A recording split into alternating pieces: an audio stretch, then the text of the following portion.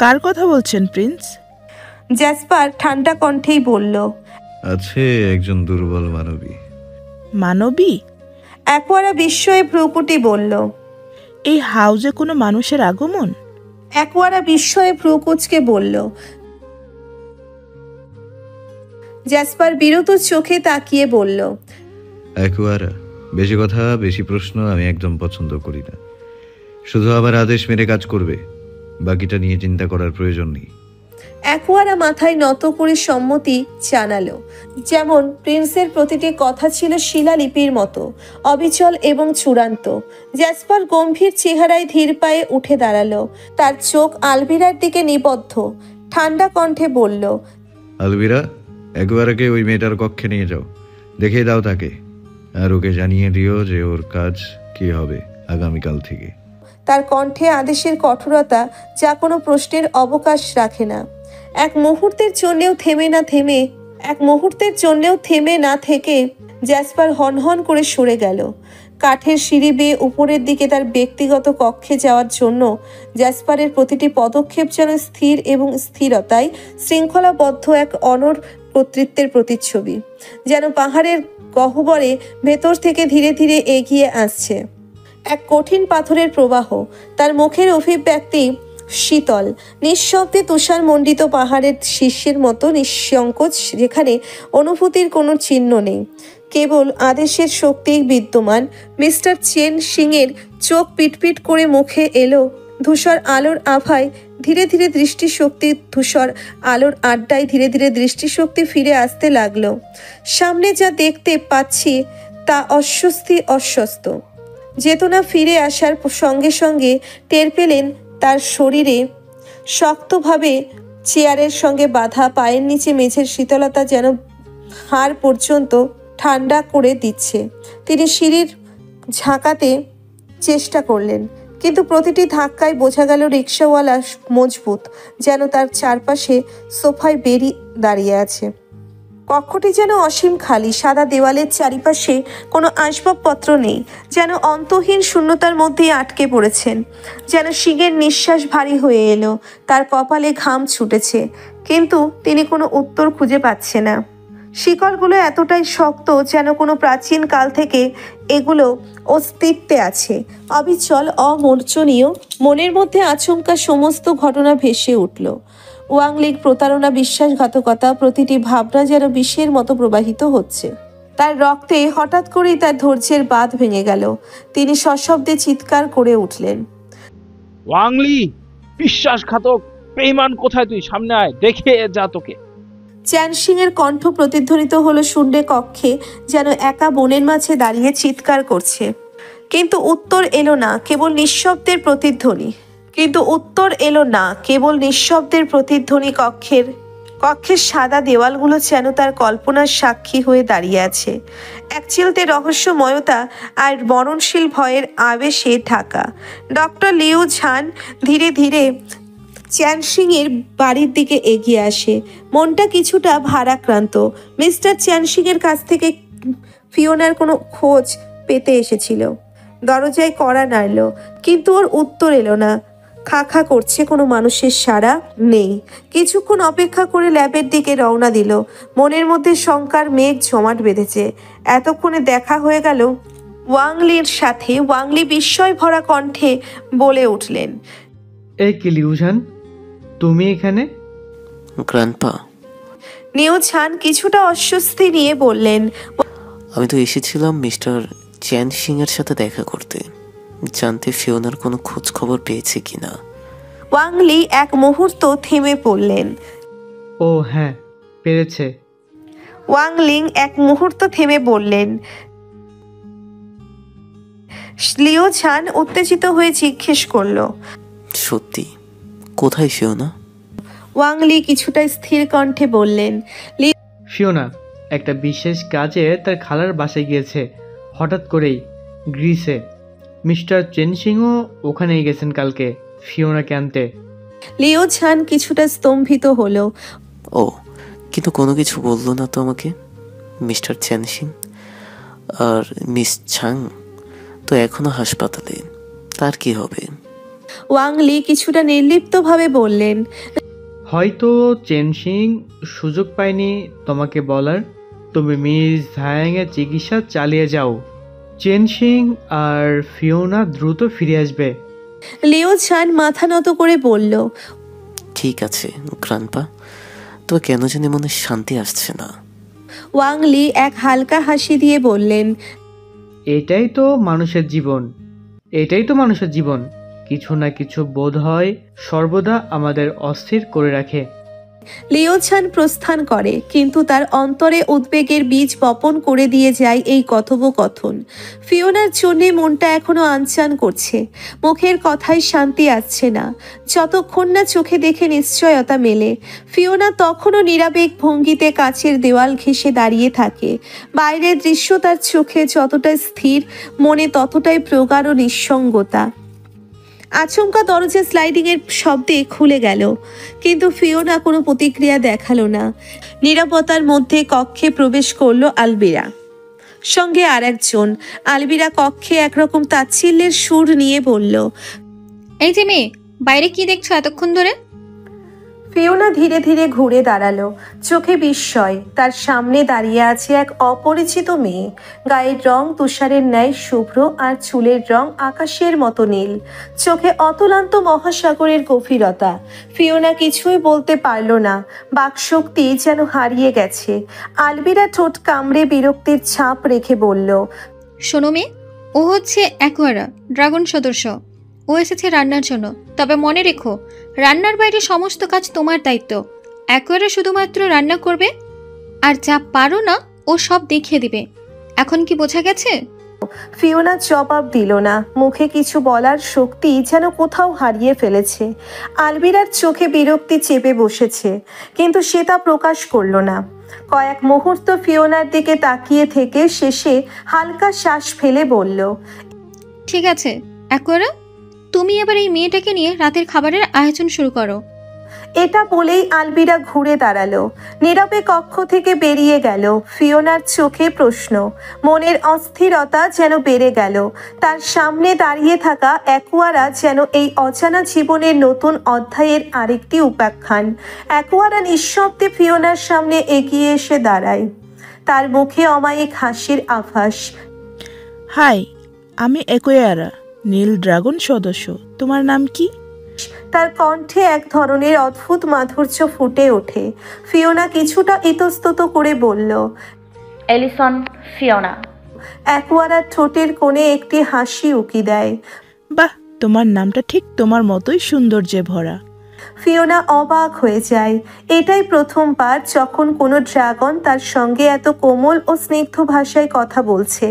একটু দ্বিধাগ্রস্ত কণ্ঠে সে প্রশ্ন করে, তুমি কি সত্যি ড্রাগন? অ্যাকোয়ারা ঠোঁটের ওপর আঙ্গুল রেখে খেলার ছলে বলে, তোমার কি সন্দেহ আছে? না, কিন্তু এখানে আসার পর থেকে এতগুলো ড্রাগন দেখেছি, কেউ তো এত মিষ্টি করে কথা বলে না।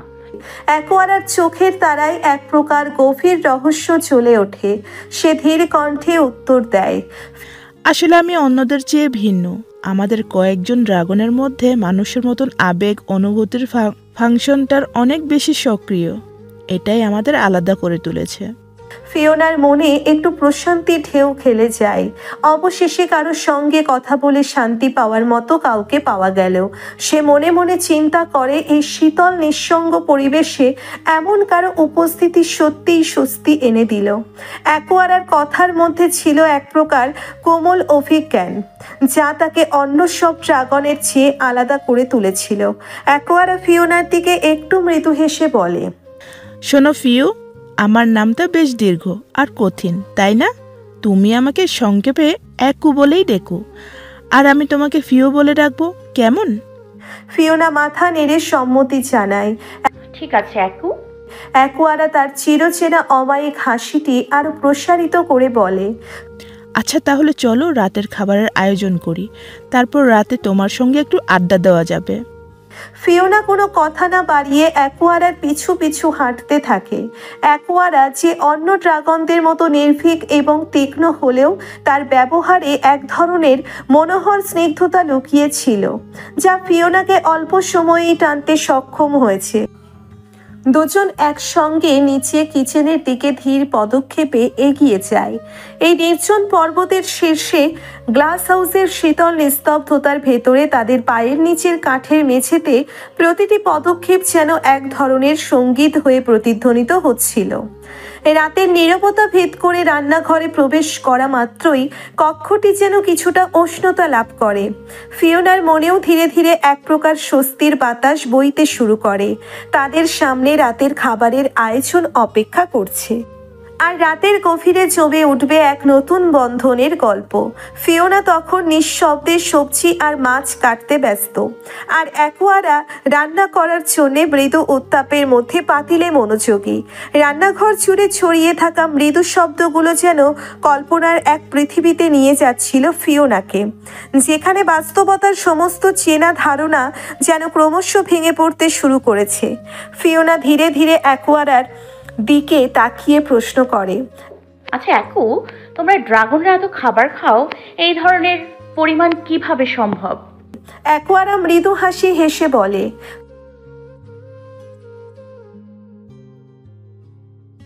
ফিওনার মস্তিষ্কে তখন একটা ধাক্কা লেগে যায়। পৃথিবীর খাবার? সে এক মুহূর্ত চুপ থেকে আবার প্রশ্ন করে, পৃথিবীর খাবার? তোমাদের রাজ্য বলতে তুমি কোন রাজ্যের কথা বলছো? পৃথিবী তোমাদের রাজ্য নয়? অ্যাকোয়ারা তখন ফিওনার দিকে তাকিয়ে একটু মৃদু বিরক্তি নিয়ে বলে, বোকা মেয়ে, বোকা মেয়ে, তুমি কি বলছো? পৃথিবী থেকে তো ড্রাগন কবেই বিলুপ্ত হয়ে গেছে। আমরা তো ভেনাস থেকে এসেছি। ফিওনার মুখ থেকে নিঃশব্দে একটা ছোট শ্বাস বেরিয়ে আসে। তার চোখ বিস্ফোরক দৃষ্টিতে অ্যাকোয়ারার মুখের দিকে স্থির হয়ে আসে। হাত থেকে সবজি কাটার ছুরি পড়ে যায় ফ্লোরে। শব্দটি রান্নাঘরে নির্জনতাকে ভেঙে দেয়, আর ফিওনা মনে মনে দুলে ওঠে। এই নতুন সত্য যেন তার সমগ্র বিশ্বাস কাঠামোকে ছিন্ন ভিন্ন করে দিচ্ছিল। ফিওনার ঠোঁট কাঁপতে কাঁপতে বেরিয়ে এলো একটি প্রশ্ন, গলার স্বর একেবারে শীতল, তোমরা সবাই ভেনাস থেকে এসেছো? অ্যাকোয়ারা নির্দ্বিধায় বলল, হ্যাঁ, পুরো ভেনাসটাই ড্রাগনের রাজ্য। ফিওনার শরীর জুড়ে বিদ্যুতের মতো কেঁপে উঠল। ভেনাস, যে গ্রহের দিকে সে ছোটবেলা থেকেই অপার মুগ্ধতায় চেয়ে থেকেছে, সেই উজ্জ্বল নক্ষত্রময় স্বপ্নের জগৎ। অথচ এখন অ্যাকোয়ারার মুখ থেকে বেরিয়ে আসা এই নির্মম সত্য যেন সেই স্বপ্নকে কঠিন বাস্তবতার শিকলে বন্দি করে ফেলছে।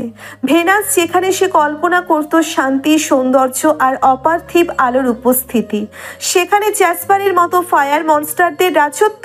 ফিওনার কল্পনায় ভেঙে যাওয়া টুকরোগুলো তার মনের গভীরে বেজে উঠতে লাগলো। সেই স্বপ্নের উজ্জ্বল ভেনাস যা তার চোখে আলোকিত থাকত, এখন এক অদৃশ্য অন্ধকারে ডুবে যাচ্ছে, যেখানে ভয়ঙ্কর ড্রাগন রাজ্যের ছায়া সর্বত্র বিরাজমান। ফিওনার হৃদয় থেকে যেন সমস্ত রং ধীরে ধীরে হারিয়ে যাচ্ছে। তার চোখের সামনে যেন একটি নতুন দুনিয়া খুলে যাচ্ছে, একটা অচেনা, হিংস্র আর আগুনে পুড়ে যাওয়া দুনিয়া। ফিওনা আবারও কাঁপা গলায় প্রশ্ন করে, তাহলে তোমরা পৃথিবীতে কেন এসেছো? অ্যাকোয়ারা গভীর এক নিঃশ্বাস নিল, যেন প্রাচীন এক ইতিহাস বয়ে আনছে তার মনে। কারণ আমাদের প্রিন্সের ভাই, আমাদের ড্রাগন সদস্য এথিরিয়নকে পৃথিবীর কোনো এক বিজ্ঞানী বন্দি করে রেখেছে। তাকে উদ্ধার করতেই আমরা এসেছি। এই কথা শুনে ফিওনার মনের ভিতর গভীর এক চিন্তার ঢেউ উঠল। জ্যাসপার বারবার এই বন্দিত্বের কথা বলছে, কিন্তু তার গ্র্যান্ডপা, বিশ্ববিখ্যাত বিজ্ঞানী মিস্টার চ্যান শিং, এমন কাজ করতে পারেন? তার গ্র্যান্ডপা কখনোই এমন নিষ্ঠুর কাজ করবে না। নিশ্চয়ই কোনো কারণ আছে। হয়তো এই ড্রাগন পৃথিবীর মানুষের ওপর আক্রমণ চালিয়েছে, নয়তো এত বড় বিজ্ঞানী এমন কাজ করতে পারে না। ফিওনার বিশ্বাস করতে ইচ্ছে হলো না, কিন্তু একই সঙ্গে সন্দেহের বীজটাও যেন মাথা চাড়া দিচ্ছে। জ্যাসপার প্রতিবার বলেছে, আমার ভাইকে মুক্ত করলেই। খাবারের প্রস্তুতির তুমুল ব্যস্ততার মধ্যে হঠাৎ করে কিচেনের প্রবেশ পথে আলবিরার উপস্থিতি যেন গম্ভীর এক ছায়া ফেলল। তার পদক্ষেপের শব্দ যেন মেঝেতে ধ্বনিত হলো, আর চোখের এক কোণে ফিওনা দেখলো তাকে। মুখে কঠোর এক নির্দেশের ভাব ফুটে উঠেছে। এই অ্যাকোয়ারা, শোনো। আলবিরার কণ্ঠ শীতল অথচ কর্তৃত্বপূর্ণ। প্রিন্সের কফিটা তৈরি করে ফিওনাকে দিয়ে পাঠাও। অ্যাকোয়ারা মাথা নত করল, তার চোখে অবিচল দৃঢ়তা। হ্যাঁ আলবিরা, আমি এক্ষুনি কফি তৈরি করছি। আলবিরার উপস্থিতি মেঘাচ্ছন্ন পরিবেশের মতোই ছিল, তীক্ষ্ণ ওজনদার এবং নীরব সম্মতি দাবি করে। ফিওনা তাকিয়ে রইল। প্রত্যেকের আচরণের মাঝে এক অদ্ভুত শৃঙ্খলা ও কঠোর নিয়মের ছাপ, যেন সবকিছুই এক নিখুঁত কৌশলের অধীন। অ্যাকোয়ারার হাত দ্রুত কফির বয়ামে নড়ে উঠল। আলবিরার নির্দেশ ছিল প্রায় অস্বচ্ছ, কিন্তু তার প্রতিটি কথার ভেতর ছিল এক অনুচ্চারিত আদেশ, কঠোর নিয়মানুবর্তিতার দাবি। অ্যাকোয়ারা নিঃশব্দে একটা সসপ্যানে পানি গরম করতে দিল। ধোঁয়া ধীরে ধীরে পাকিয়ে উঠতে শুরু করলো। অন্যদিকে সে দক্ষ হাতে সুমাত্রা কফি বিনগুলোকে কফি গ্রাউন্ডারে নিয়ে পিষতে লাগলো। বড় আকারের দানাগুলো ক্রমেই মিহি গুঁড়োয় পরিণত হলো। বিশেষ যত্নে এগুলো পিষা হচ্ছিল, যেন প্রতিটি বিন থেকে তার গভীর এবং ঘন গন্ধযুক্ত আদায় করা যায়। ফিওনার দিকে তাকিয়ে অ্যাকোয়ারা বলল, কফি মেকারে এগুলো দাও ফিও। প্রিন্সের জন্য সুমাত্রা ড্রাগ রোজ কফি তৈরি করো। এই সুমাত্রা কফি ওনার প্রিয়, তবে মনে রেখো দুধ দেবে, কিন্তু চিনি একদম না। ফিওনার তখন মনের গভীরে একটা পুরনো স্মৃতি জেগে ওঠে। সেই দিন যখন জ্যাসপার তাকে নিয়ে কফি শপে গিয়েছিল, ঠিক এই একই কফিটা অর্ডার করেছিল। কিছুক্ষণ তার মন সেই দৃশ্যের স্মৃতিতে হারিয়ে গেল। কি হলো ফিও? অ্যাকোয়ারা কৌতূহলী দৃষ্টিতে প্রশ্ন করল। তাড়াতাড়ি করো, কফির মেকারে ঢালো এগুলো। ফিওনা ধীরে ধীরে কফি মেকারের সামনে চলে এলো। মনের ভিতরে অসহ্য একটা ভাবনা খেলা করছিল। কি ভয়ঙ্কর গন্ধ! এটার মধ্যে আবার চিনি ছাড়া কিভাবে পান করে জাসপার? মনের সেই গোপন কথাগুলো আওড়াতে আওড়াতে সেই কফিটা তৈরি করতে শুরু করলো। ফিওনার হাতে কফির মগ ধীরে ধীরে শিরদাঁড়া বেয়ে শীতল স্রোত বয়ে যাচ্ছে। সেই স্থির দাঁড়িয়ে আছে, দৃষ্টিতে দ্বিধার ছাপ। অ্যাকোয়ারা এক দৃষ্টিতে তার দিকে তাকিয়ে বলে উঠল, কি হলো ফিওনা, দাঁড়িয়ে আছো কেন? যাও প্রিন্সের কক্ষে দিয়ে এসো এই কফিটা।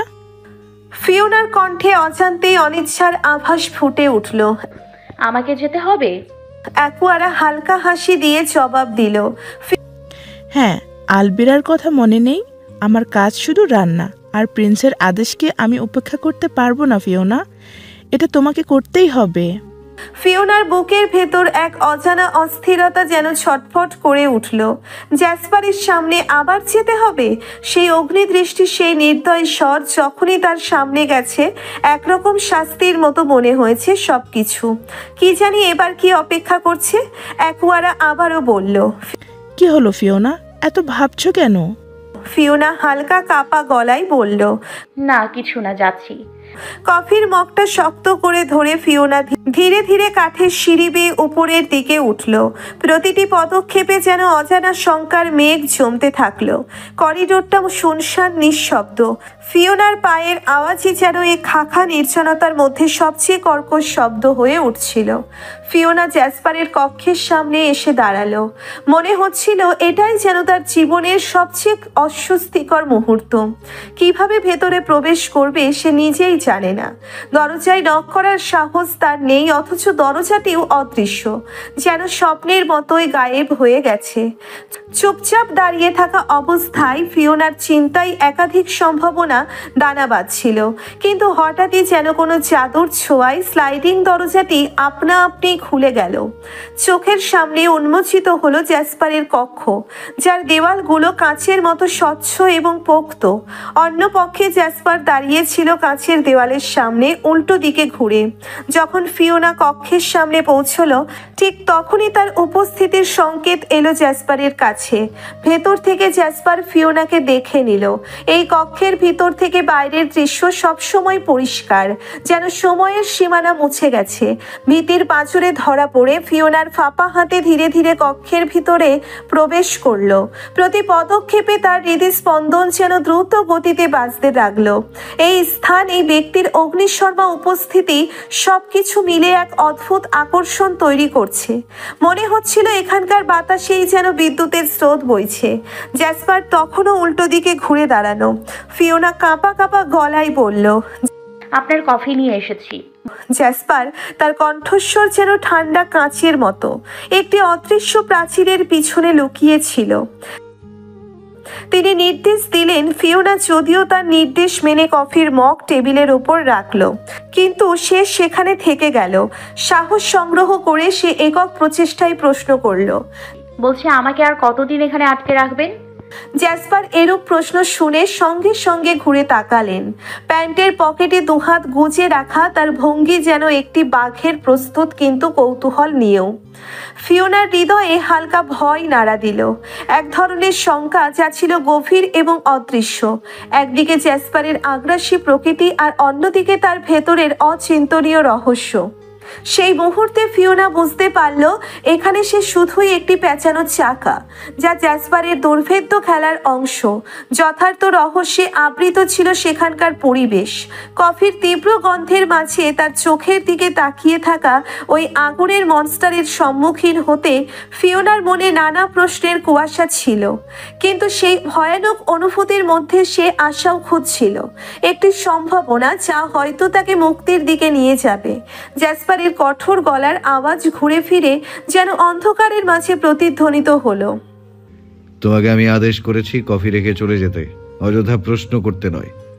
তার কথা ছিল যেন শাসকের নির্দেশ, এক অমোঘ আইন যা ভঙ্গ করা যায় না। ফিওনার মনে এক চাপা বিরক্তি উদিত হলো।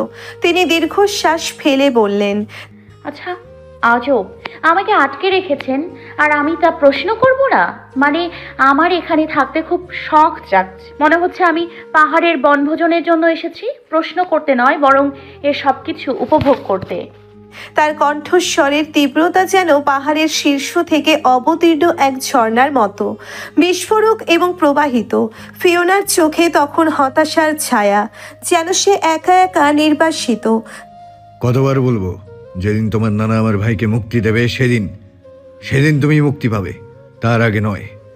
জ্যাসপার তার গম্ভীর কণ্ঠে যেন একটি চূড়ান্ত ঘোষণা করলেন, একটি নিষেধাজ্ঞা যা অমান্য করা যাবে না। তার চোখের দৃষ্টিতে একটি জোরালো সংকল্পের ঝলক ছিল, যা ফিওনার জন্য এক গভীর আতঙ্কের জন্ম নিল। দেখুন, যদি সত্যি আপনার ভাইকে আমার গ্র্যান্ডপা আটকে রাখে, ফিওনা কিছুটা আবেগপূর্ণ কণ্ঠে বললেন, আমি তাকে অনুরোধ করব আমার গ্র্যান্ডপা আমার কথা রাখবে। আমি জানি, প্লিজ আমাকে দিয়ে আসুন আমার বাড়িতে, আমি নিজে আপনার ভাইকে উদ্ধার করে দিব, কথা দিচ্ছি। জ্যাসপার তার কথাই একটি বিদ্রূপ হাসি ফুটিয়ে তুলল, যেন ফিওনার কথাগুলো তার কাছে শুধুই বাচ্চাদের কল্পনা। জ্যাসপার এক পা দুপা করে ধীরে ধীরে ফিওনার দিকে এগিয়ে আসতে লাগলো।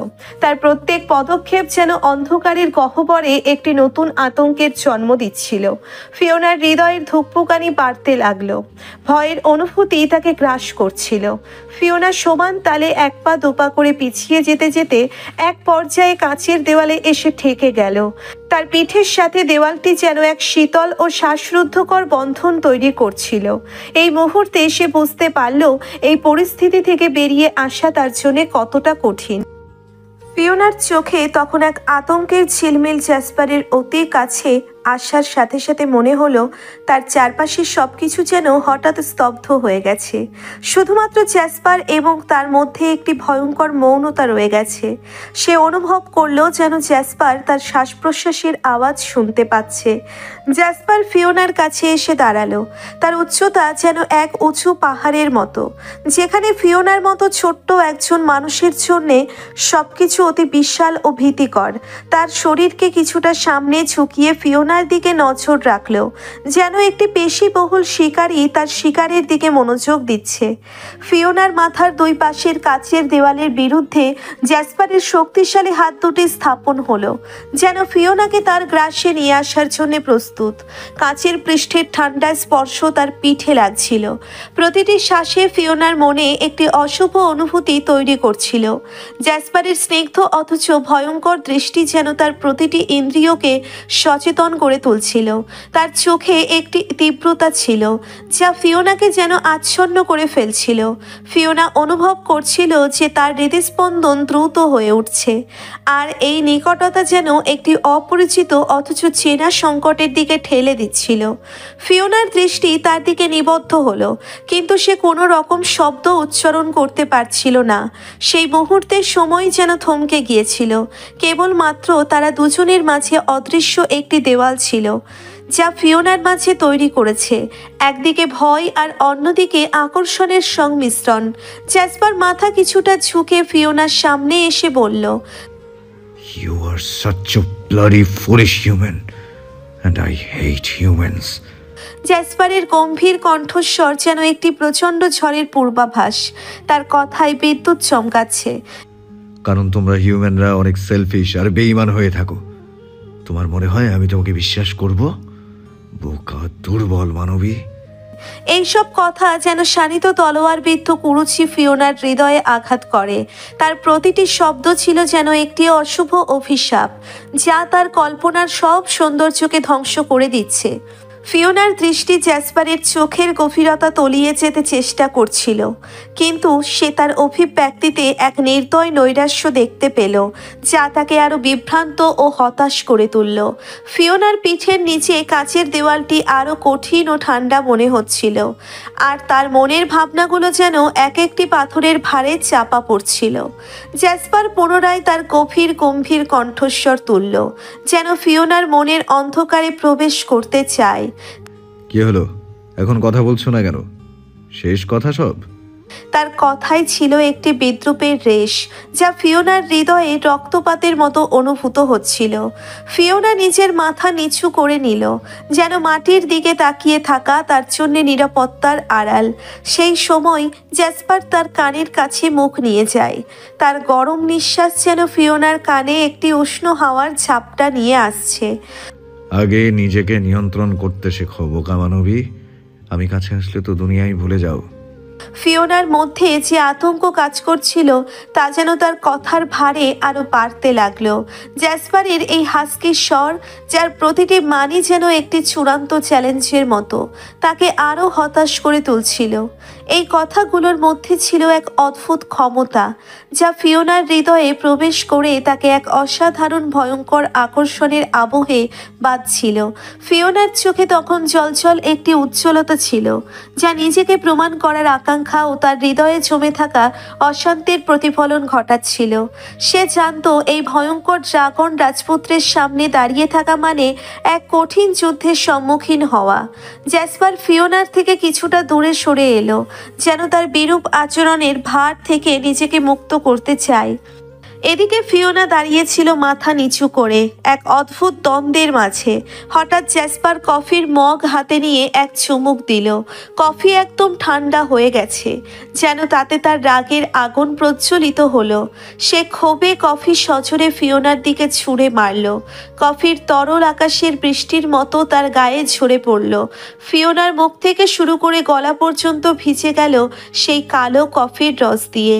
তার সাদা গাউনটি কফির স্রোতে সম্পূর্ণ নষ্ট হয়ে গেল, যেন নির্মলতার প্রতীকটি একটি পবিত্র স্থানে অপবিত্র হয়ে পড়ল। ফিওনা হতভম্ব হয়ে তাকিয়ে রইল, যেন সে উপলব্ধি করতে পারছে না এত বড় অপমান সে সহ্য করতে পারে না। তার চোখে অশ্রুর জল জ্বলে ওঠে। এই রাগ, দুঃখ এবং লজ্জা মিলেমিশে একাকার হয়ে গেল। ফলে তার হৃদয়ের গম্ভীরতা থেকে কান্নার আওয়াজ বেরিয়ে আসতে শুরু করলো। জ্যাসপার অমানবিকভাবে বলল, এই মেয়ে, এই কফির মগটা নিয়ে এক্ষুনি আমার কক্ষ থেকে বের হয়ে যাও। তোমার জন্য আমার কফিটা ঠান্ডা হয়ে গেছে। তার স্বরে ছিল একটি নিষ্ঠুর অথচ ঔদ্ধত্যপূর্ণ কর্কশতা, যা ফিওনাকে আরো বেশি অসহায় করে তুলছিল। ফিওনার হৃদয়ে তখন এক অদ্ভুত ক্ষোভ জাগ্রত হলো। সে কেবলমাত্র একটি কফির জন্যে কষ্ট পাচ্ছিল না, বরং তার আত্মসম্মানের প্রতি এমন নৃশংস আঘাত যে তার অবচেতনাকে নাড়া দিচ্ছিল, তা সে সহ্য করতে পারছিল না। ফিওনা মগটি হাতে নিয়ে এক প্রকার দৌড়ে কক্ষ থেকে বেরিয়ে গেল। তার চোখে জল এবং হৃদয়ে দগ্ধ বিষণ্ণতা, যেন প্রতিটি পদক্ষেপে কষ্টের স্রোত প্রবাহিত হচ্ছিল। সিঁড়ি বেয়ে নামতে নামতে তার মন কেবলমাত্র জ্যাসপারের অমানবিক আচরণের বিষণ্ণ স্মৃতি দ্বারা গ্রাসিত ছিল। কিচেনে প্রবেশ করে অ্যাকুয়ারা তাকে দেখে আটকে ওঠে। ফিওনার হাতে কফির মগ আর তার মুখ ও গলায় কফির দাগে ঢাকা পড়েছে। চমকিত হয়ে অ্যাকুয়ারা প্রশ্ন করল, এ কি ফিওনা, তোমার এই অবস্থা কেন? কফি নিয়ে পড়ে গিয়েছিলে নাকি? ফিওনা কাঁদতে কাঁদতে উত্তরে বলে, তোমাদের প্রিন্স আমার উপর কফি ছুঁড়ে মেরেছে। অ্যাকুয়ারা বিস্ময়ের সাথে জিজ্ঞাসা করে, কি বলছো? প্রিন্স এটা করেছে? কিভাবে সম্ভব? আমাদের রাজ্যের রুলসের এসব করা নিষিদ্ধ। তাহলে উনি তোমার সঙ্গে এমন আচরণ কেন করলো ফিওনা? ফিওনার চোখে শুধুই জল, সে শুধু কেঁদেই যাচ্ছে, যেন কোনো উত্তর দেওয়ার শক্তি তার মধ্যে আর অবশিষ্ট নেই। তার মন খারাপ পুরো পরিস্থিতিটাকে অতল অন্ধকারে ডুবিয়ে দিয়েছে। শেষে কফির মগটি কিচেনে রেখে ফিওনা এক প্রকার দৌড়ে কিচেন থেকে বেরিয়ে যায়।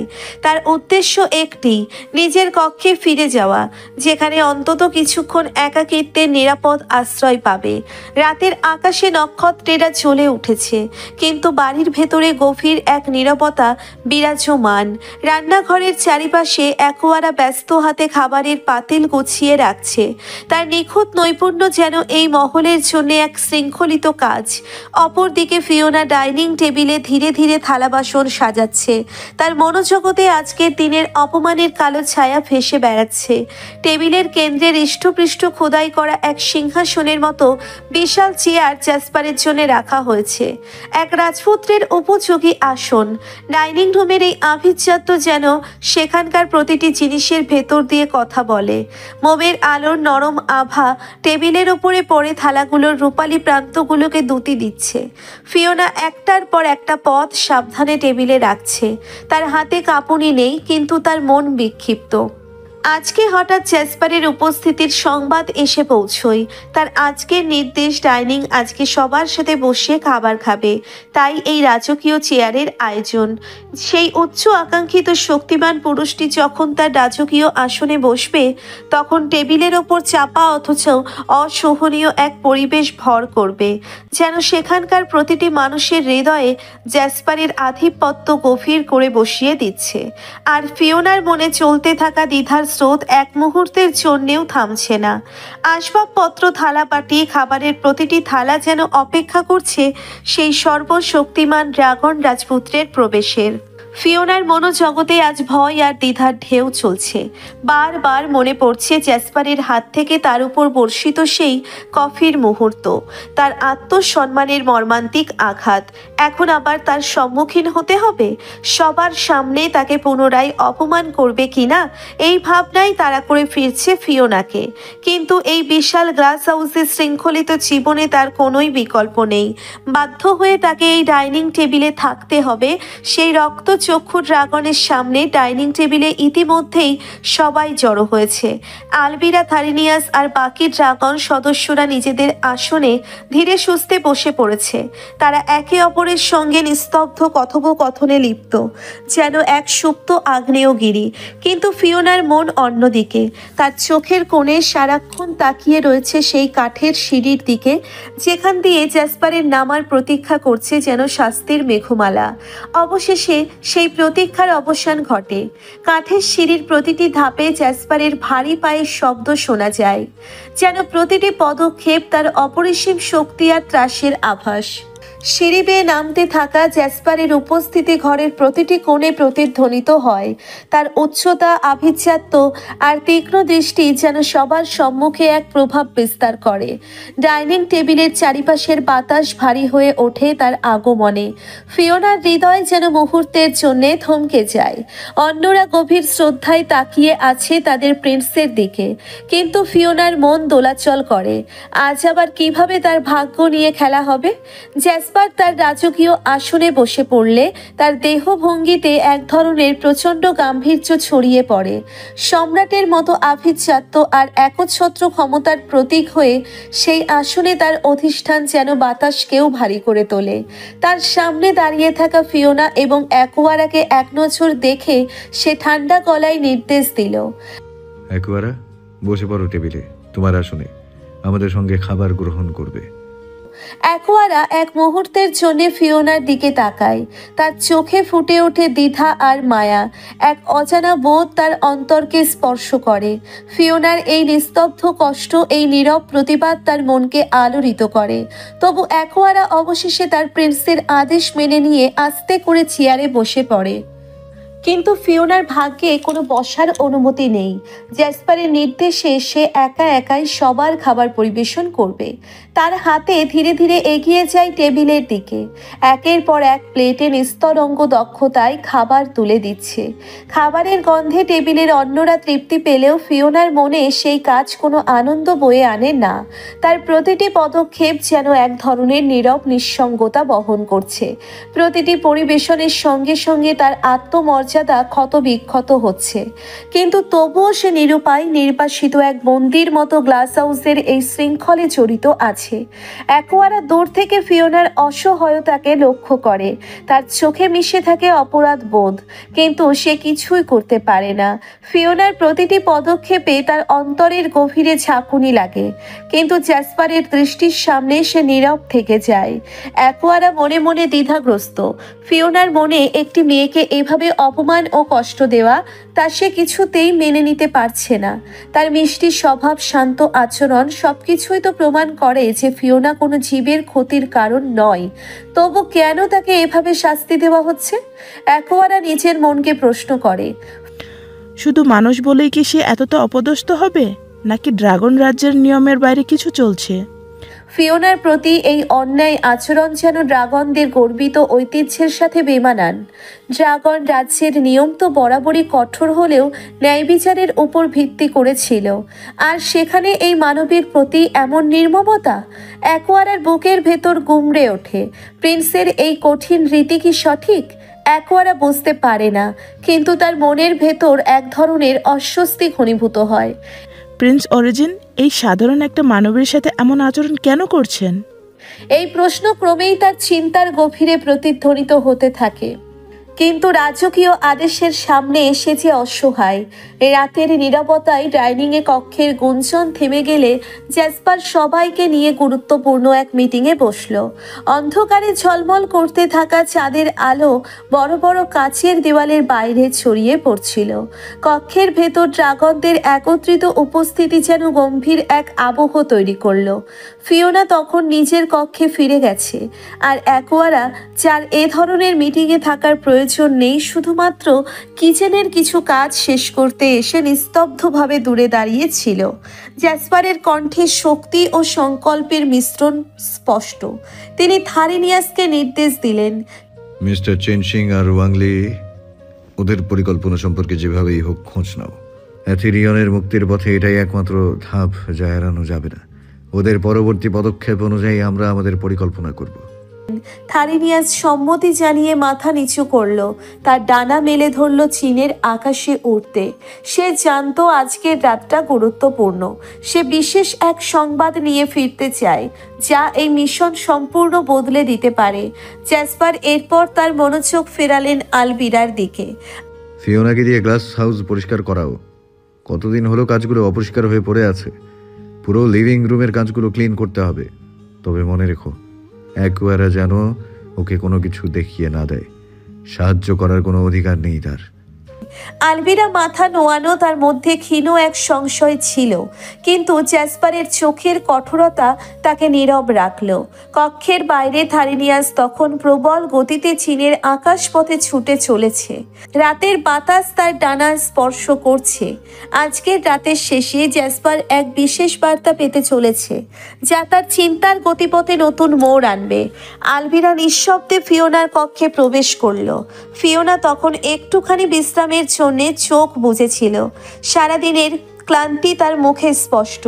আলবিরা তার কণ্ঠকে অদ্ভুতভাবে শীতল করে বলল, এই মেয়ে শোনো, লিভিং রুমের গ্লাস এখনই পরিষ্কার করতে হবে, প্রিন্সের আদেশ। ফিওনা তার চোখ খোলার সাথে সাথে আলবিরার আদেশের কাঠিন্য মুছে গেল, কিন্তু কোনো প্রতিক্রিয়া দেখালো না। নিঃশব্দে উঠে দাঁড়ালো। তার ভেতরের ক্লান্তি যেন তার চাহনির গভীরে লুকিয়ে পড়ল। কিছুক্ষণ পর ফিওনা লিভিং রুমে পৌঁছয়, যেখানে গ্লাস পরিষ্কারের সরঞ্জামগুলো অগোছালোভাবে ছড়িয়ে রাখা। একটা বালতি, গ্লাস ক্লিনার, শুকনো সাদা কাপড় আর একটা পুরনো মই। আধুনিক এই গ্লাস হাউসের শোভামণ্ডিত সৌন্দর্যের সাথে এই সরঞ্জামগুলো যেন মেলাতে পারে না। সারা ঘর জুড়ে কাচের যে আভিজাত্য ছড়িয়ে আছে, সেখানে তাকে এনালগ পদ্ধতিতে গ্লাস পরিষ্কার করতে হবে, যা নিঃসন্দেহে অপমানের এক সূক্ষ্ম অস্ত্র। ফিওনা বুঝতে পারলো এটা শুধুই শাস্তি নয়, বরং একটা উপহাস। জ্যাসপার তার সাথে খেলা করছে, অকারণেই তাকে এই প্রতিটি পদক্ষেপে হেনস্থা করছে। ফিওনার মন এক মুহূর্তের জন্য থমকে যায়। এই শক্তিশালী ড্রাগন রাজপুত্রের বিরুদ্ধে তার অপরাধটা আসলে কি, যে তাকে এমন কঠিন পরীক্ষার মধ্যে ফেলে রেখেছে? তার চোখের কোণে অজান্তেই জল জমতে থাকে, কিন্তু সে সেই জলকে দেখিয়ে দেয় না। গ্লাসের পাশে দাঁড়িয়ে এক কঠিন দীর্ঘশ্বাস ফেলল, কাপড় হাতে তুলে নিয়ে কাজ শুরু করলো, যেন এটাই তার একমাত্র পথ। ফিওনা রাতভর নিঃশব্দে লড়াই করেছে গ্লাসের সাথে। প্রতিটি কাচের পৃষ্ঠ যেন তার আত্মার প্রতিফলন ধরে রেখেছে। সেখানে ছিল তার ক্লান্তি, নীরব যন্ত্রণা আর অপমানের দাগ। একের পর এক গ্লাস পরিষ্কার করতে করতে কেবল ফ্লোরই নয়, তার মনও যেন ঘোলাটে হয়ে উঠেছে। চারিপাশে ছড়িয়ে থাকা সাবানের ফেনা যেন তাকে উপহাস করছিল, যেন এই লিভিং রুমটা আর কোনো অভিজাত্যের স্থাপনা নয়, বরং তার শাস্তির এক সঙ্গীত। ভোরের হালকা আলো যখন জানালার কাছে ধাক্কা দিল, ফিওনা এক রাশ ক্লান্তি নিয়ে মই থেকে নেমে এলো। মইটা একপাশে ঠেলে রেখে হাতে থাকা বালতি নিয়ে খুব ধীরে ধীরে পা ফেলল। প্রতিটি পদক্ষেপ সাবধানী, যেন এক ভুলে তার পরিশ্রম ভেস্তে যায়। সাবানের পানিতে ফ্লোর সাদা হয়ে গেছে, আর সেই সাথে তার আত্মবিশ্বাসও ক্ষয় হয়ে যাচ্ছে। ফ্লোর পরিষ্কার করতে হবে, কিন্তু ফিওনার শরীরে আর সেই শক্তি নেই। বালতিতে নতুন করে পানি ভরে ফ্লোরের শেষ অংশের দিকে সে এগিয়ে যায়। ফিওনার উদ্দেশ্যে আগে সিঁড়ি মুছবে, তাই খুব ধীরে ধীরে উঠতে যাচ্ছিল, আর তখনই জ্যাসপার সিঁড়ি বেয়ে নামছে। দ্রুত পদক্ষেপে, যেন কিছু জরুরি কাজের তাড়া নিয়ে। ফিওনা তখনও সিঁড়ি বেয়ে ওঠার প্রস্তুতি, মাত্র এক সিঁড়িতে পা রেখেছে। চোখ ঠিক মতো না তুলে সে এগিয়ে আসছিল। এক মুহূর্তেই দুজনের পথ এক হয়ে গেল। জ্যাসপার সজোরে ফিওনার সাথে ধাক্কা খায়। ফিওনার হাতে থাকা বালতি মুহূর্তেই মাটিতে পড়ে যায়, আর সেই সাথে সব পানি ছিটকে পড়ে ফ্লোরে। সাবান আর পানি মিশে পুরো লিভিং রুমের ফ্লোর পিচ্ছিল হয়ে যায়। জ্যাসপার সামান্য হোঁচট খেয়ে পা ঠেকালেও নিজেকে সামলে নিতে নিল, কিন্তু ফিওনা ততক্ষণে ভারসাম্য হারিয়ে ঢলে পড়েছে। ফিওনার শরীর তখন ভারসাম্য হারিয়েছে। সে ঝট করে জ্যাসপারের ধূসর রঙেরই শার্টের কাঁধে আঁকড়ে ধরেছে, যেন পড়ে না যায়। জ্যাসপারের দিকে টান লেগে শার্টটা কুঁচকে গেছে, এবং পুরো ঘটনাটা এত দ্রুত ঘটে যে জ্যাসপার বুঝে ওঠার আগেই জ্যাসপার ফিওনাকে নিয়ে মেঝেতে লুটিয়ে পড়েছে। তবে ভাগ্যের নির্মম পরিহাসে ফিওনার পতন সরাসরি জ্যাসপারের ওপরেই হয়েছে। জ্যাসপার হঠাৎ আঘাতে মৃদু ব্যথা অনুভব করে মাথায়, কিন্তু তার ধ্যান তখন সম্পূর্ণ অন্যদিকে। ফিওনা তার বুকের উপর পড়ে গেছে। শ্বাসকষ্টের মতো নীরবতা ঘিরে ধরে মুহূর্তটাকে। ফিওনার চোখগুলো বিস্ময়ে বড় বড় হয়ে গেছে, যেন সময় থেমে গেছে। সে মাথা তুলতেই দেখতে পেল জ্যাসপারের রাগান্বিত মুখ, যার দৃষ্টিতে এক প্রকার ভ্রুকুটি লুকিয়ে আছে, আর তার সেই অলিভ গ্রিন চোখ যেন দপদপ করছে আগুনের মতো। ফিওনার চুল আর মুখমণ্ডল সাবানের সাদা ফেনায় আচ্ছন্ন হয়ে আছে, যেন এই অপমানের প্রতীক হয়ে দাঁড়িয়েছে সেই ফেনা। জ্যাসপারের বুকের ওপর পড়ে থাকা ফিওনার চেহারা এতই বিচ্ছিন্ন দেখাচ্ছে, যেন পুরো পরিস্থিতির একমাত্র প্রত্যক্ষদর্শী সাবানের সেই ফেনা। এক অদ্ভুত নীরবতা গ্রাস করে চারিপাশকে। শুধু জ্যাসপারের রাগান্বিত দৃষ্টির চাপ যেন ফিওনাকে ভস্ম করে দিতে চায়। জ্যাসপারের কণ্ঠের কঠোরতা যেন লোহার শিকলের মতো ফিওনার কানে আঘাত করে। এই মেয়ে, কোনো কাজ কি শেখনি ঠিক মতো? সারা ফ্লোর সাবান বাড়িতে ভাসিয়ে ফেলেছো। ওঠো আমার উপর থেকে। ফিওনা তাড়াহুড়ো করে উঠে দাঁড়াতে চেষ্টা করলেও সাবান পানির পিচ্ছিলতা তাকে ফের ব্যর্থ করে দেয়। পা পিছলে আবারও সে জ্যাসপারের ওপর পড়ে যায়। জ্যাসপার এক নিঃশ্বাসে ব্যথার মৃদু শব্দ করে, তার মুখের অভিব্যক্তি স্পষ্ট বিরক্তিতে ভরা। ফিওনা পুনরায় মাথা তুলে তাকায়, চোখে লজ্জার ছাপ। উঠতে পারছি না তো, ফিসফিস করে বলে ফিওনা, গলার সুরে এক প্রকার অসহায়ত্ব। জ্যাসপার গভীর বিরক্তির সুরে তাচ্ছিল্য করে বলল, আমার উপর পড়ে থাকতে নিশ্চয়ই খুব আনন্দ হচ্ছে, তাই না? তাই ওঠা হচ্ছে না তোমার? তার রাগান্বিত দৃষ্টির তীব্রতা। ফিওনার মনে চাবুকের মতো আঘাত হানে, আর ফিওনার শরীরের ওপর ছড়িয়ে থাকা সাবানের ফেনা যেন আরও প্রকটভাবে হাস্যকর করে তোলে পুরো পরিস্থিতি। জ্যাসপার হঠাৎই ফিওনাকে এক ঝটকায় ঘুরিয়ে নেয়।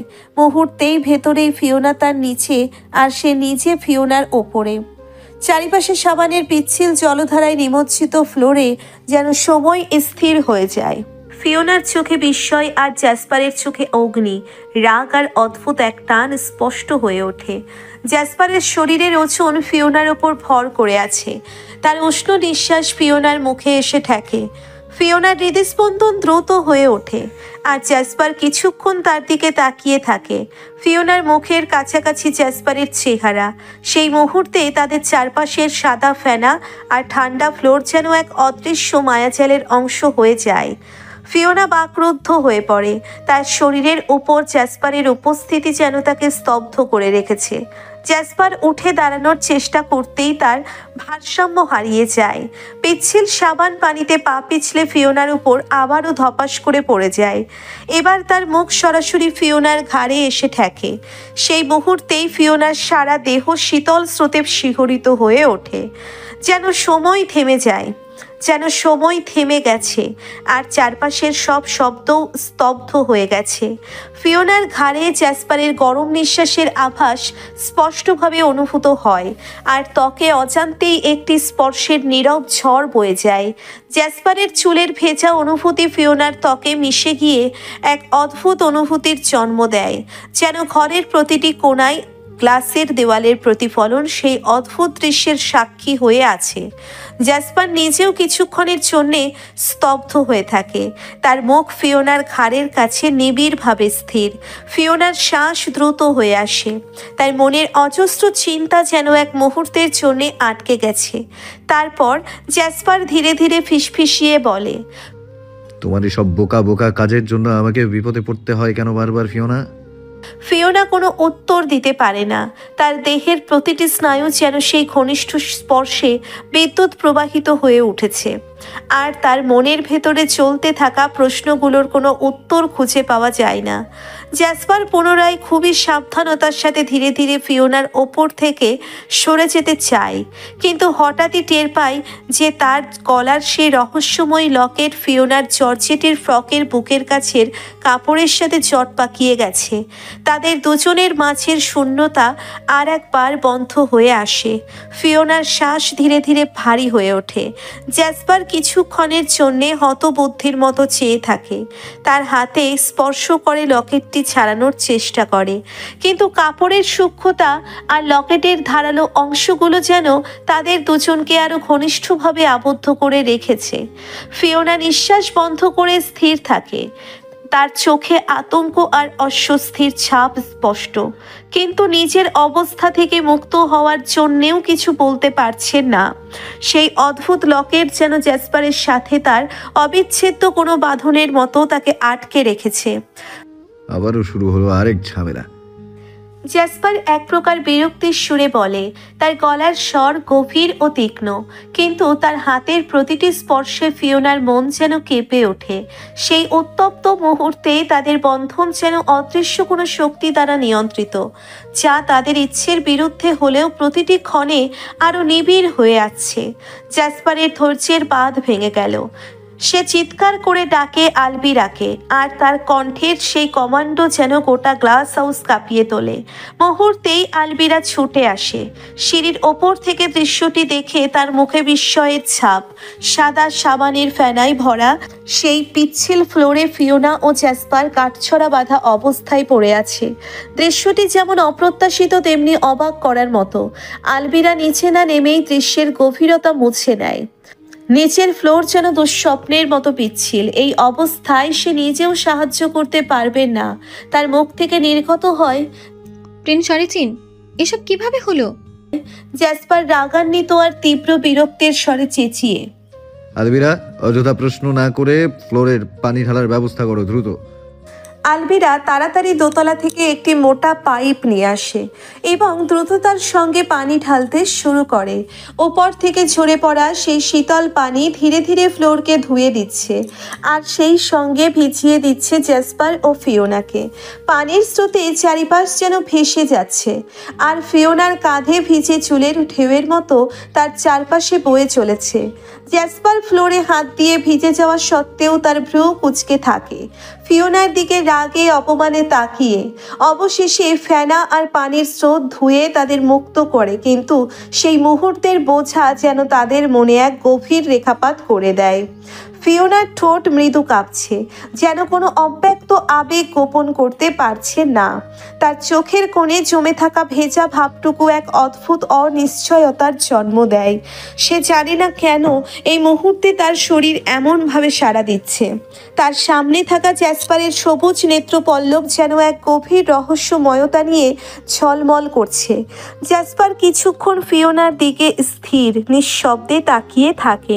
তার চোখের সেই গভীরতা আকর্ষণ নাকি রাগ তা ফিওনা ঠিক বুঝে উঠতে পারে না।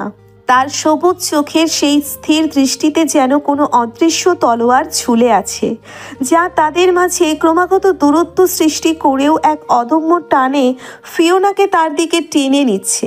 সেই নীরবতার মুহূর্তে সময় থেমে যায়।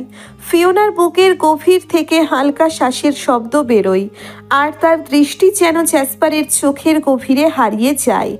জ্যাসপার হঠাৎই তার দৃষ্টির অচেনা কোমলতা দূরে ঠেলে দেয়। তার ভেতরের রাগের ঝলক ফিরে আসে, কিন্তু সেই মুহূর্তে কি এক নিমেষের জন্য তার চোখে অন্য কিছু ছিল। জ্যাসপার ফিওনার কোমরে জড়িয়ে ধরে যেন এক প্রাচীন আলাপের গোপনীয়তা আঁকড়ে ধরে।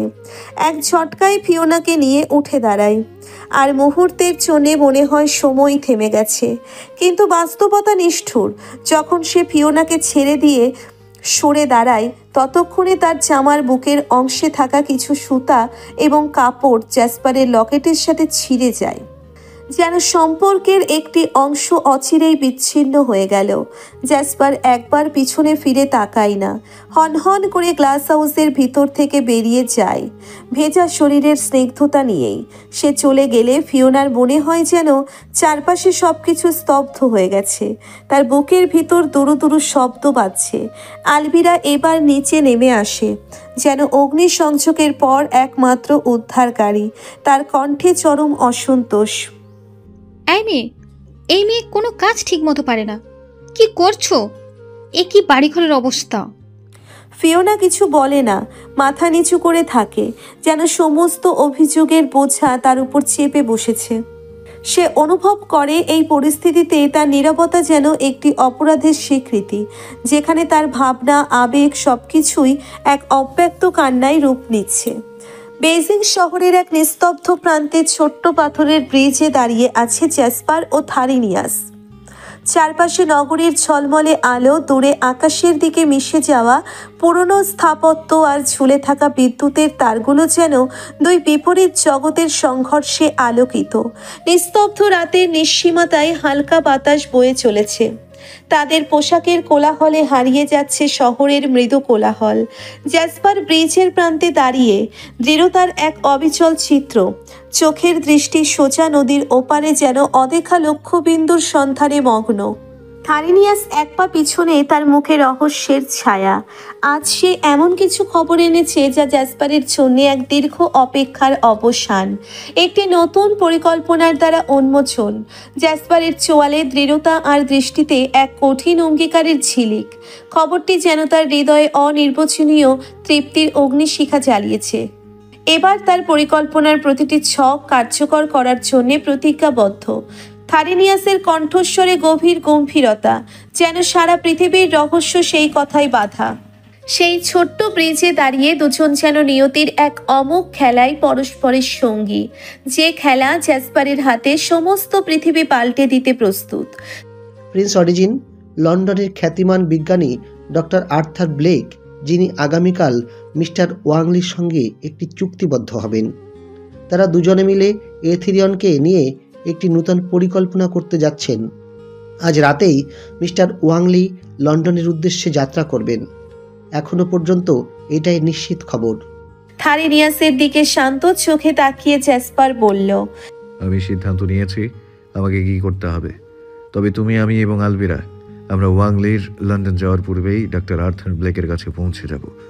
থারিনিয়াস মুখে বিষণ্ণ ভাব ফুটিয়ে বলল, প্রিন্স, আমাদের পরিকল্পনাটা কি? জ্যাসপার তার উত্তরে রহস্যময় মৃদু হাসি ফুটিয়ে বলল, এখনই সব জানতে হবে না, তবে গ্লাস হাউসে ফিরে গিয়ে বিস্তারিত আলোচনা করব। আর সেটাই হবে আমাদের পরবর্তী পদক্ষেপের নির্ণায়ক। এই বলে গ্লাস হাউসের উদ্দেশ্যে হনহন করে রওনা দিলেন জ্যাসপার। থারিনিয়াসকে সঙ্গে নিয়ে অন্ধকারে হারিয়ে যেতে থাকা রাস্তার সেই গভীর দৃশ্যাবলী এক রহস্যময় অভিসারের সাক্ষী হয়ে রইল। ফিওনা নীরবে গ্লাসের দেওয়াল ভেদ করে গভীর রাতে বাইরে চাঁদের দিকে একদৃষ্টিতে তাকিয়ে আছে। এখানে দাঁড়িয়ে চাঁদটাকে যেন বিশাল রূপলি থালার মতো লাগে। তার জ্যোৎস্নার শুভ্র আলো পাহাড় আর চারপাশের গাছপালায় মেলে ধরা। মৃদু আলোয় তার চুলগুলো যেন সেই জ্যোৎস্নার আলোয় এক অদ্ভুত মায়াবী আভা ধারণ করেছে। ফিওনার মুখের অভিব্যক্তিতে এক ধরনের প্রশান্তি, যেন এই দৃশ্য তার সমস্ত অস্থিরতাকে ভুলিয়ে দিতে সক্ষম। কিন্তু হঠাৎ করে প্রকৃতি যেন প্রচণ্ড কোনো শক্তির দ্বারা প্রকম্পিত হলো। পুরো গ্লাস হাউস ভূকম্পনের মতো দুবার প্রবলভাবে নড়ে উঠল। কিন্তু ফিওনার মুখে কোনো আতঙ্কের ছাপ নেই। এখন আর এই কম্পনে সে চমকে ওঠে না, কারণ সে জানে যে এগুলো তাদেরই পদচারণার প্রভাব। বিশাল দেহধারী ড্রাগনদের ভারী পদক্ষেপে পাহাড় বারবার এইভাবে কেঁপে ওঠে যেন তাদের আভিজাত্য আর ক্ষমতা প্রকৃতির বুকেও গভীর রেখাপাত করে। জ্যাসপার গ্লাস হাউসে প্রবেশের সাথে সাথেই সমস্ত ড্রাগনরা একত্রিত হলো একটি গুরুতর আলোচনা সভায়। তার অভিজাত উপস্থিতি, তার তীক্ষ্ণ দৃষ্টিতে চারপাশ যেন নিস্তব্ধ হয়ে উঠল। আলবিরা এবং থারিনিয়াস সহ উপস্থিত সমস্ত ড্রাগনের চোখে অনিশ্চয়তার ছায়া, কিন্তু দৃঢ়তা আর একাগ্রতার অভাব নেই। প্রিন্স, আলবিরা অধীর আগ্রহে প্রশ্ন করল, আমাদের পরবর্তী পদক্ষেপ কি? জ্যাসপার কিছুক্ষণ নিস্তব্ধভাবে সামনে তাকিয়ে রইলেন। তার চেহারায় এক অনমনীয় অভিব্যক্তি ফুটে উঠল, যেন সে বহু কৌশল আর তীক্ষ্ণ চিন্তায় নিমগ্ন। আজ রাতে জ্যাসপার ধীর অথচ কঠিন স্বরে বললেন, আমরা লন্ডনে প্রবেশ করব। ডক্টর আর্থারের সাথে আমরা ওয়াংলির সাথে মিটিংয়ে বসব, যেখানে মিস্টার ওয়াংলি ও চেন সিং তাদের পরিকল্পনার ছক আঁকবেন। থারিনিয়াস কিছুটা দ্বিধায় প্রশ্ন তুলল, তবে প্রিন্স, ডক্টর আর্থার কি আমাদের সেই সুযোগ দেবেন? আমরা তো বিজ্ঞানী নই। আর যদি সন্দেহের বশে বুঝে যান যে আমরা সাধারণ কেউ নই, বরং ড্রাগন। জ্যাসপার থারিনিয়াসের কথায় ক্ষণিকের জন্য স্থির থাকলেন। তারপর তীক্ষ্ণ অথচ আস্থাময় এক হাসি তার ঠোঁটে ফুটে উঠল। তাদের অনুমোদন নেওয়া আমাদের হাতে নেই, তবে তাদের চিন্তা শক্তিকে নিয়ন্ত্রণে রাখা আমাদের ক্ষমতার অন্তর্ভুক্ত। একবার তাদের চেতনায় প্রবেশ করলেই সব বাধা ভেসে যাবে আমাদের সামনে। আলবিরার চোখে ঝলসে উঠল সাহসের অগ্নি, আর সভার সমস্ত ড্রাগনের চোখে ফুটে উঠল এক অমোঘ সংকল্প। আলবিরার প্রশ্ন থেমে যায়নি। গভীর অনিশ্চয়তায় সে বলল, কিন্তু কিভাবে প্রিন্স? ডক্টর আর্থারকে সত্যি আমরা মুঠোর ভেতর এনে ফেলতে পারবো? জ্যাসপার তার গভীর সবুজ দৃষ্টিতে স্থির হয়ে আলবিরার দিকে তাকালেন, যেন তার চোখে শপথ লেখা আছে। আমার ড্রাগন শক্তির সাহায্যে তাকে হিপনোটাইজ করব। তার কণ্ঠে ছিল শীতল সংকল্প, যেন সিদ্ধান্তের প্রতি সামান্যতম দ্বিধাও নেই। হতবে থার্নিয়াস অমনি সতর্কবার্তার সুরে প্রতিবাদ করে উঠল, প্রিন্স, এই কাজের মধ্যে ঝুঁকি আছে। কিং ডকনিস নিজেই তো সাবধান করেছিলেন, পৃথিবীতে মাত্র 2 বার আপনি এই কৌশল ব্যবহার করতে পারবেন, এর চেয়ে বেশি নয়। মাত্র একবার ব্যবহারের পর আপনার শক্তির সীমা অতিক্রম হতে পারে। আপনি জানেন তো প্রিন্স, এই ক্ষমতার তীব্র প্রভাব কতটা ভয়ঙ্কর হতে পারে। একবার ব্যবহারের পর আপনি প্রচণ্ড দুর্বল হয়ে পড়বেন। এমনকি তার পরিণতি কি হবে তা কিং ড্রাকনিসও অনুমান করতে পারেননি। জ্যাসপারের মুখে উদাসীন এক মৃদু হাসি ফুটে উঠল। তার কণ্ঠ আরো দৃঢ়তর হলো, থারিনিয়াস, আমি আমার ভাইকে মুক্ত করতে চেয়ে কোনো সীমা পার করতে পারি। ড্রাগনের সম্মান তো এটাই বলে। যে আমরা আমাদের লক্ষ্য পূরণের জন্য আত্মদানে দ্বিধা করি না। ভুলে যেও না, আমরা ড্রাগন। আমাদের হৃদয় ওই হিউম্যানদের মতো সেলফিশ নয়। তার কণ্ঠে এমন এক আভিজাত্যের সুর ছিল যেন সেই অগ্নির সংকল্পের সকল বাধা গড়িয়ে যাবে। সমস্ত ড্রাগনদের হৃদয়ে চলন্ত শপথের অনুরণন প্রতিধ্বনিত হলো, যেন তাদের নিজস্ব আত্মা সেই উদ্দেশ্যে নিবেদিত। এক অতুলনীয় অনমনীয় সংকল্পের যাত্রা। জ্যাসপার গভীর শীতল গলায় বলল, মন দিয়ে শোনো, আমি আলবিরা আর থারিনিয়াস আজ রাতেই লন্ডনের উদ্দেশ্যে রওনা দেব। আমাদের অনুপস্থিতিতে হাউসের প্রতিটি কোণ, প্রতিটি পথ তোমাদের পাহারায় থাকতে হবে। আর ওই মেয়েটি ফিওনা তার প্রতিটি পদক্ষেপের উপর নজর রাখবে, যেন কোনো অবস্থাতে এই গ্লাস হাউসের সীমা পেরোতে না পারে। তার মুখের অভিব্যক্তি ছিল কঠিন, তীক্ষ্ণ, যেন এই আদেশে কোনো প্রশ্ন বা ব্যাখ্যার প্রয়োজন নেই। প্রতিটি ড্রাগনের চোখে এক নির্ভুল কণ্ঠের মতো আদেশ প্রতিফলিত হলো। জ্যাসপারের বাক্যগুলো যেন বাতাসের শক্তিতে প্রতিধ্বনিত হলো। প্রতিটি ড্রাগনের মনে যেন একটি অদৃশ্য শিকল আটা হলো, এক শিকল যা তাদের এক মুহূর্তের জন্যেও এই দায়িত্ব থেকে বিচ্যুত হতে দেবে না। আমাদের না ফেরা পর্যন্ত। সে আরো দৃঢ়ভাবে বলে চলল, তোমাদের কেউই এই আদেশ থেকে বিচ্যুত হবে না। এই হাউস, এই পরিসর, এখানেই তার অবস্থান সীমাবদ্ধ থাকবে। জ্যাসপারের কণ্ঠে এক অকল্পনীয় দৃঢ়তা ছিল, এক অদম্য সংকল্প যেন চারিদিকে মিশে গেল।